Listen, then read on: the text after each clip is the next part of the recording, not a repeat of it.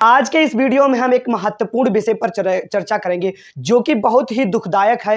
मेरी समझ में ये एक घटना किसी के साथ ऐसी ना हो, लेकिन जो ज़िंदगी है वो परेशानियों से भरी हुई है। हर एक स्टेज पे हमें परेशानियाँ देखने को मिलती हैं, लेकिन इस परेशानियों को सॉल्व करने का भी तरीका होता है। मैं यहाँ विषय में बात करना चाहता हूँ कि यदि आप किसी भी रोड पर जाते हैं, कहीं भी जाते हैं तो आपका एक्सीडेंट हो जाता है, लेकिन ये एक्सीडेंट होना सही नहीं होता है। लेकिन अगर कभी ना कभी हो जाता है तो इस सिचुएशन में आप क्या करें? तो आपके पास 3 रास्ते होते हैं क्लेम लेने के। हाँ, मैं बात करना चाहता हूँ कंपनसेशन के बारे में। कंपनसेशन एक ऐसी चीज़ होती है जो विक्टिम को दी जाती है, यानी कि किसी भी व्यक्ति की डेथ हो जाती है ड्यू टू एक्सीडेंट के थ्रू, तो यानी कि सरकार उसे as a compensation, as a मुआवज़ा उन्हें कंपनसेशन देती है और उनके भरण-पोषण के लिए, उनके जो बच्चे होते हैं, उनके जो लीगल हेयर्स होते हैं, उनको भरण-पोषण देने के लिए कंपनसेशन देती है।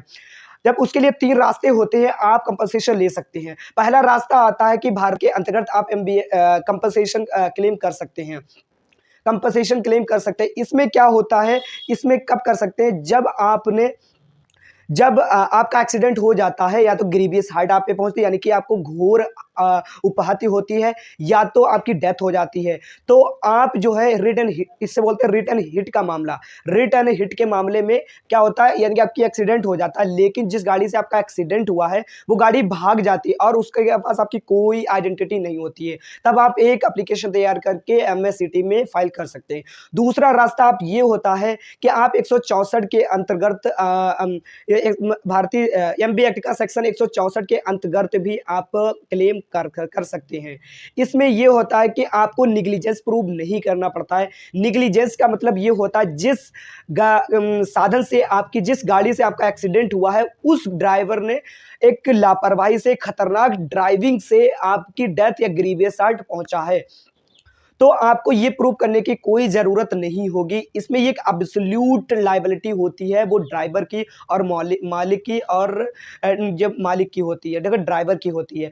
एक दूसरा रास्ता आपके पास ये होता है कि आप एमबी एक्ट का सेक्शन 166 के अंतर्गत भी मुआवजा ले सकते हैं। इसमें क्या होता है, जो जिसके खिलाफ आप लेना चाहता है, ड्राइवर और ऑनर, यानी कि जो गाड़ी का मालिक होता है, और जो इंश्योरेंस कंपनी होती है, इससे भी आप मुआवजा ले सकते हैं। लेकिन इसमें एक शर्त होती है, वो जो नेग्लिजेंस है वो आपको प्रूव करनी पड़ती है, लेकिन इसमें बहुत बड़ा अमाउंट मिलता है। हालांकि ये डिपेंड करता है आपकी एज पर और आपके मंथली बेगेज पर, जितना मंथली बेगेज होता है उसका आपको जैसे कि आपके कितने बच्चे हैं, मैरिड है, अनमैरिड है, तो इसके काज पर आपको बड़ा अमाउंट मिलता है।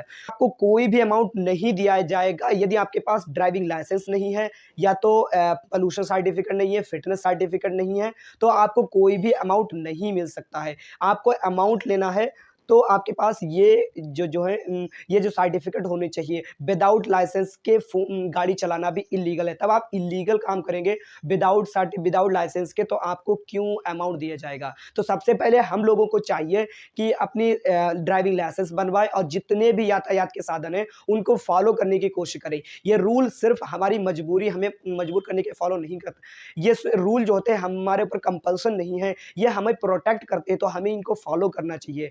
तो जैसे कि हेलमेट की बात करते हैं, हेलमेट हम लोगों को लगाते हैं, और कभी लोग सोचते हैं ये कंपल्सन है हम पर, एक प्रेशर समझते हैं, बर्डन समझते हैं। ये बर्डन नहीं है। अगर आप इसे यूज करते हैं, बाई चांस आपके साथ कुछ भी हो जाता है, एक्सीडेंट हो जाता है, लेकिन आपके सिर पर चोट नहीं आती, तो आपकी जान बच सकती है। तो ऐसे ही वीडियो देखने के लिए हमारे चैनल को सब्सक्राइब कर लीजिए, और यदि वीडियो से आपको